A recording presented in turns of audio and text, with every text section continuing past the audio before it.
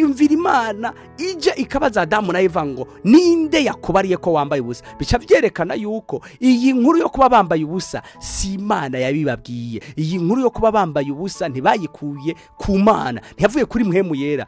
Umwansi yababeshe arabereka ibigaragara, nabo baca baremera hama baca barayikorera. Mwene data, nawe uri kuranyumva, menya ikintu kimwe: izo nkuru zose n'ayo majambo yose n'izo ngingo zose ufata, ninde yabikubwiye? Ni Imana cyangwa ni Satani? Ni Imana cyangwa n'abantu? Ni Imana cyangwa ni inkuru zavuye mu mubiri wawe?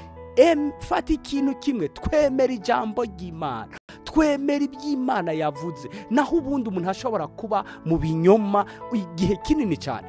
Akarorero, nk'ubwo uri kurankurikirana, urashobora kuba uri kuribwira mu mutima ati jewe sinzi ko nzotera imbere nk'abandi. Ico nange ndakubaza ikibazo: ninde yakubwiye ko utazotera imbere?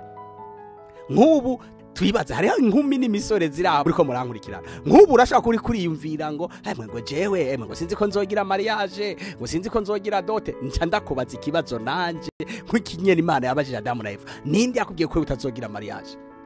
Nk'ubu umwaka ugomba guhera mu banyeshuri bariko bariga, uzumva umunyeshuri aruha umwaka ugitangura cyangwa ugomba guhera, ukazamba ngo reka mfe kwiga, ngo sinzi ko jewe nzomenya. None ndakubaza, ibyo bintu ninde abikubwiye ko wowe utazomenya? Haleluya! Menya ikintu kimwe mwene data, cy'umurongo wumvise rino jambo: kwemeranya n'Imana, kwemeranya n'ijambo ry'Imana, kwemeranya n'icyo Imana ivuga, n'ububasha n'ubushobozi bukomeye cyane